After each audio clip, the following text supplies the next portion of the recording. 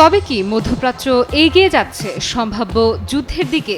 ভারত মহাসাগরের কৌশলগত সামরিক ঘাঁটি দিয়েগো গার্সিয়ায় মার্কিন যুক্তরাষ্ট্রের সামরিক শক্তি বাড়ানো একটি বড় ধরনের ভূ রাজনৈতিক সংকেত দিচ্ছে।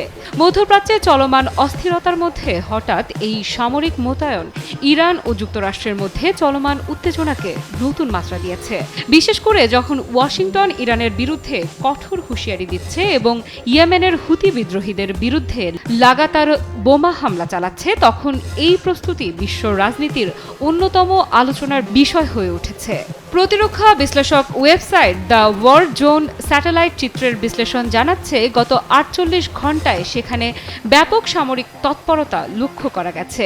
মোতায়েনকৃত সামরিক সরঞ্জামের মধ্যে রয়েছে ৫টি B-2 স্টেলথ বোমারু বিমান, C-17 কার্গো প্লেন, 10টি KC-135 আকাশে জ্বালানি সরবরাহকারী ট্যাঙ্কার।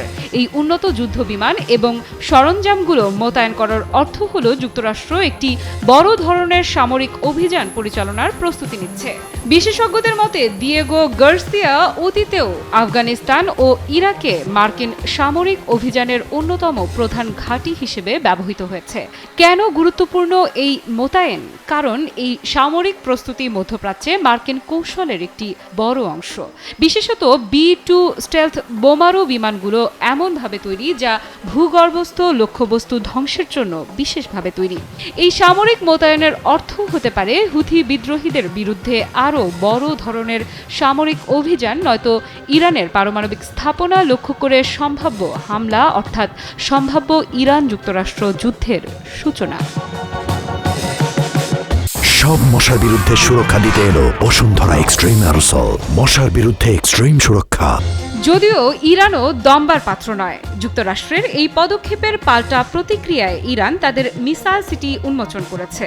ইরানি সশস্ত্র বাহিনীর প্রধান মেজর জেনারেল মোহাম্মদ হোসেন বাঘেরি বলেছেন, তাদের ক্ষেপণাস্ত্র সক্ষমতা আরও শক্তিশালী হচ্ছে, যা ভবিষ্যতে যুদ্ধের আশঙ্কাকে উস্কে দিতে পারে। ইরানি সামরিক নেতাদের ভাষ্য, যে কোনো আক্রমণ ঠেকানোর ক্ষমতা ইরানের আছে, এমনকি পাল্টা হামলা চালানোর সক্ষমতাও আছে।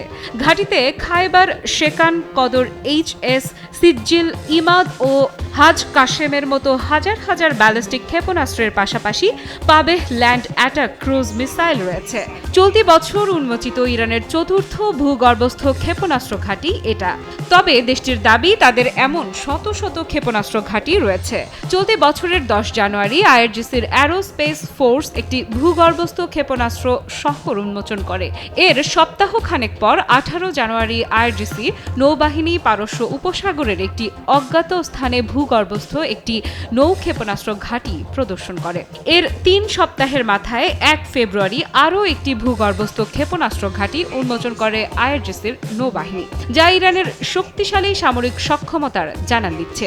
যদিও এর আগে মার্কিন প্রেসিডেন্ট ডোনাল্ড ট্রাম্প ইরানকে 2 মাসের সময়সীমা দিয়েছেন নতুন পারমাণবিক চুক্তিতে সম্মত হওয়ার জন্য। যদি ইরান এই চুক্তিতে রাজি না হয়, তবে সামরিক পদক্ষেপের দিকেই এগোবেন বলে জানিয়েছেন ট্রাম্প। কূটনৈতিকভাবে যুক্তরাষ্ট্র বলছে তারা আলোচনার মাধ্যমে সমস্যার সমাধানের পক্ষে, কিন্তু সামরিক ঘাঁটিতে বিশাল অস্ত্র মোতায়েনের ঘটনা স্পষ্টতই ইঙ্গিত দিচ্ছে যে আলোচনা ব্যর্থ হলে পরিস্থিতি সংঘাতের দিকে যেতে পারে।